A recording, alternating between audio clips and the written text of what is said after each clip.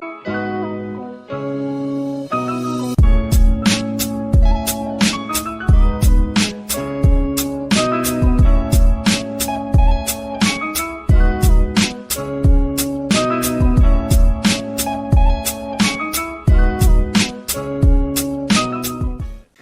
good with y'all, man? It's AS back at it with another one. Welcome back to the channel, man. Appreciate y'all for having back. Yo, man, if it's your first time here, welcome to the channel.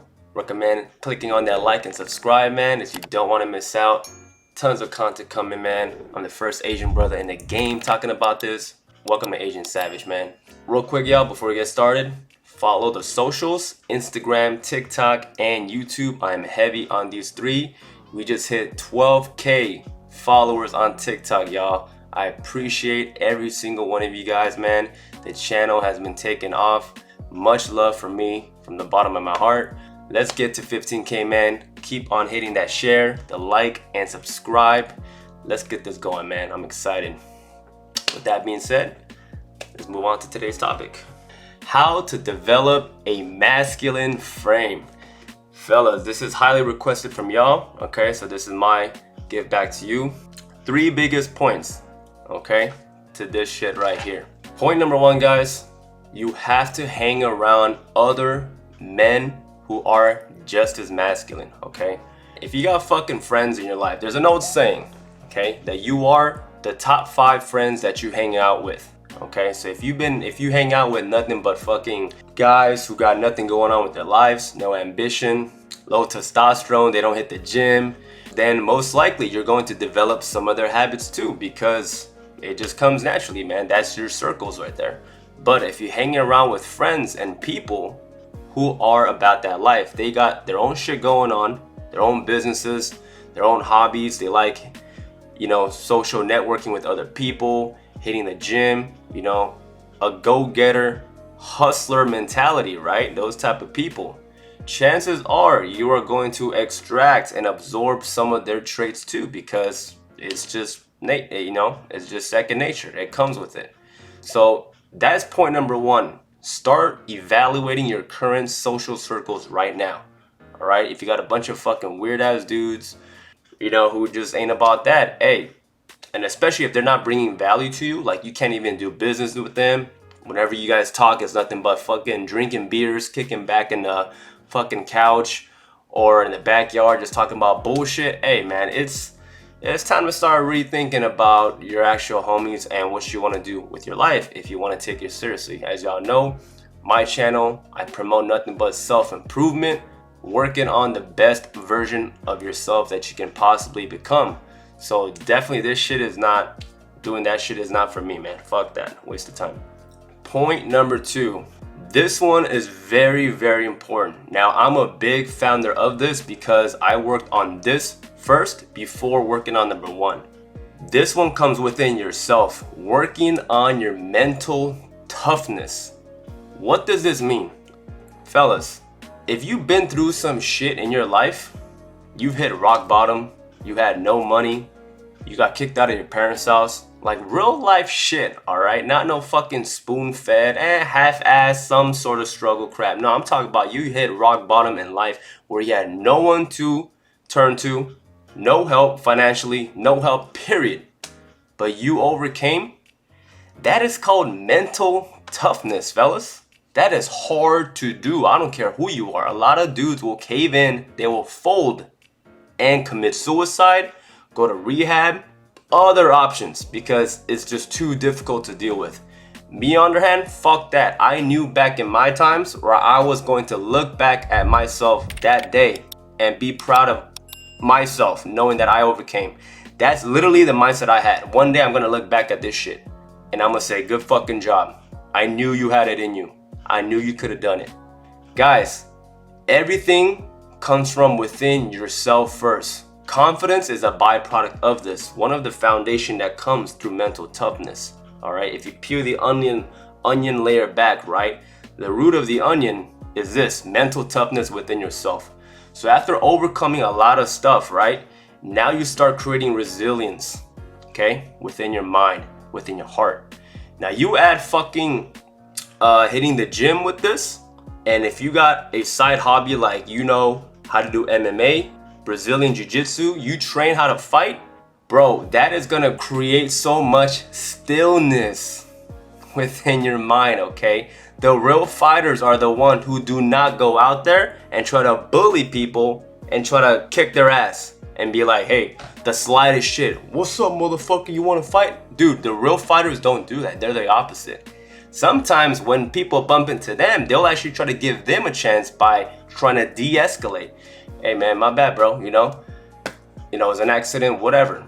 Because they know if it really goes down that way, they know exactly what to do. Boom, elbow to the fucking temple, right? Snap the fucking kneecap, then hit the shit in the back, then other arm, left arm, throw him down, and then now elbow to the fucking face and break the nose. You know exactly what to do if it ever gets that. That's what I'm saying. Real fighters, they don't have the need to prove anything because you know what you are capable of. So knowing this within yourself, it creates a sense of humbleness that, bro, I'm not even tripping. It's all good. And a lot of people don't have this. Literally, it's mental toughness / confidence. Now, quick story about this that resonates with this, right? Besides women testing you, okay? Guys do it too.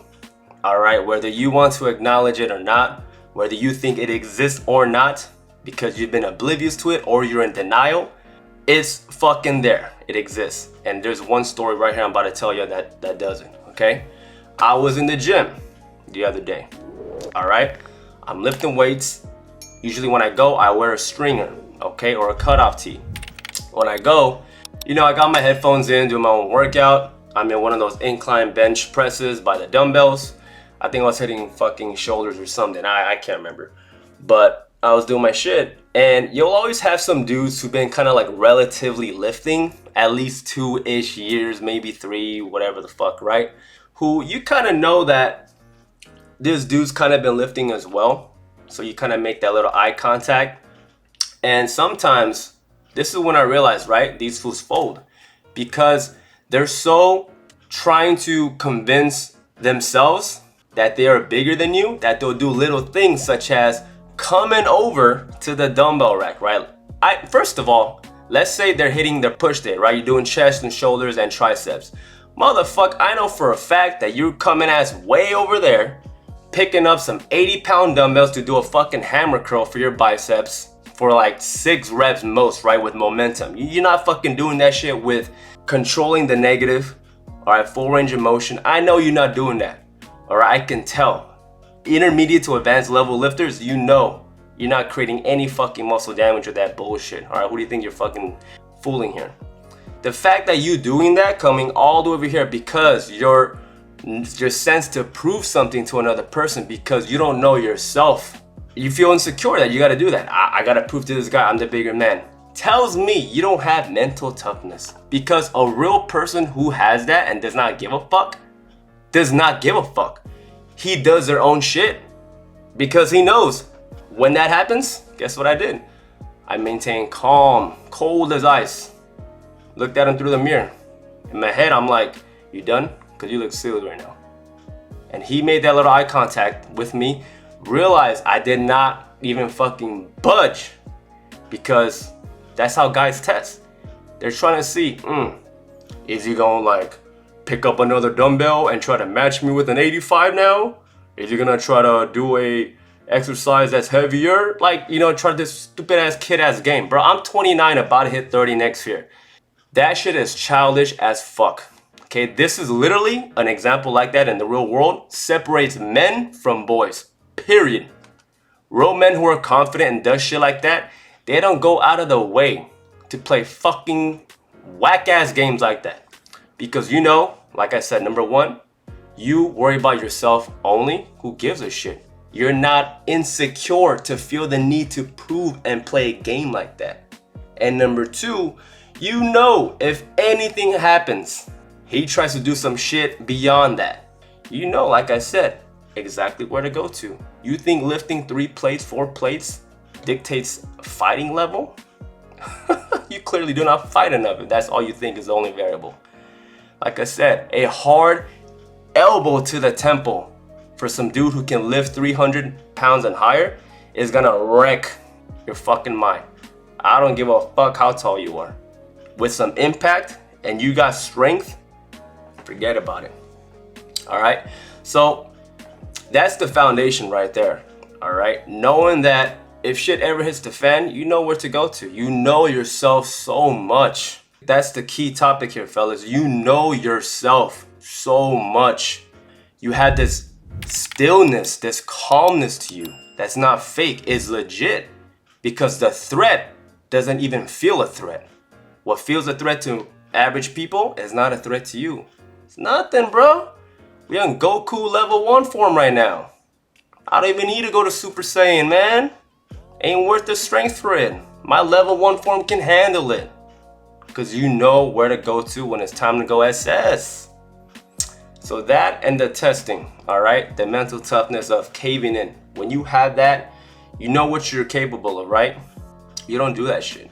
This is why high school kids struggle with this shit the most. Because they, number one, they don't know themselves yet. They're still very young, okay? It's always about high school trying to prove to each other. The jock or other dudes, hey, I'm tough, guess how much weight I can lift? I'm trying to prove I have enough status, I can pull these girls who haven't even grown a fucking titty yet. Like, all this shit, that is just childish as fuck, that once you grow out of it, post-college, mention, key point, I said post-college, not during college, because even during college, this shit still goes on. You're like, what, 21, 22 years old? Guys haven't fully grown out as a man during that phase yet. You're still learning yourself. You're still in the exploration phase of figuring out different majors, knowing yourself, what passion you like, what hobby you like. Man, you're still in high school, the way I see it. Until you experience a lot of shit, knowing different hobbies, interests, hitting rock bottom life, usually about when you start hitting your late 20s, the average, 28 and plus is when you've accumulated a decent amount of good life experience. That's the way I see it. Okay, give and take depending on the person, where you live in the state, country, etc. But that's generally the average, okay? Even those kids in high school, man, they got so much to prove, man. All right, oh, there's one little bump in the shoulder. Hey, bro, watch where you going. Huh, who are you talking? Like, bro, handle it like a dope. Think about this. If a confident guy accidentally bumped a confident other guy, they'll be like, my bad, bro. No, it's all good. That's it, man. You really think about this. The other guy would be like, yo, what the fuck, bro? That's what I mean, fellas. That in itself is the test right there, that they failed. They don't have the mental toughness. They want to prove themselves so much because they feel demasculated out of a shoulder bump, even after the other person initially already apologized. It takes the bigger man to apologize first, then to say, watch where you're going. Yo, what the fuck? So that's a part of mental toughness, that when you master this shit, your emotions, your actions, your mind right here, you start developing an inner masculine frame that cannot be fully developed until you start practicing through this. This is the secret ingredient right here. All right. Point number 3. If you grew up around female friends or a single mom, fellas, if you never had a male, strong father figure, an uncle, a big brother in your life, the absence of that is going to instill a lot of feminine traits into you, okay? Those qualities are good for other women, but as a man, you cannot do that, okay? There's a lot of things that gets taken out that a mother cannot teach a man, in the same way that a man cannot teach a woman. So if you never had a father, an uncle, and all this stuff, and you had nothing but sisters and a single mom growing up, you're gonna catch on to little things such as your mom putting her hands on her fucking hips like this. And you're gonna be looking at that when you're 7, 11, 10 years old, doing the same shit, thinking it's fucking alright, it's all good. Motherfuck, until your daddy starts looking at you and smacks you in the back of your head like, son, get the shit, what the fuck are you doing, man? Or if your mom is crossing her legs like this, like a woman, you gonna think it's alright to do. And your dad's gonna slap you again. What the fuck are you doing? Open your legs a little bit. Little things like this, okay, is what starts young. And when you start developing this habit, it's going to accumulate as you get older. 15, 16, 18, 21, 25, 28. By that time, you got so blue-pilled used to it that you start questioning yourself. Hey, there's no problem with that. I think it's okay. And that's where the confusion of what your gender is. Are you really a man or are you a woman? You say you're a man, but you do feminine shit. So, you know what? I don't really think so. That's what I'm saying. There's nothing wrong with defining your gender roles. If you're a man, act like one. If you're a woman, act like one. That's it. But sometimes you gotta unlearn all this bullshit you've been adopted growing up since childhood, man. And I get it, not everybody has the luxury to grow up with convenient, good role models and parents. Alright, not everyone who procreates is qualified to be a good parent. Or anyone can fucking procreate, anybody. But do you have the qualities to be a good parent to another kid? That's the challenge right there. Because you know these things within yourself. Alright? So, stuff like that, okay? Growing up with single moms, sisters, nothing but women, aunties, you know, all this shit. They've always been in your fucking life. You've been trying to go in your room, playing a fucking video game. Hey, Jeremy, get your fucking ass over here, alright? You know, like, these little fucking shit, alright? Like, dead ass.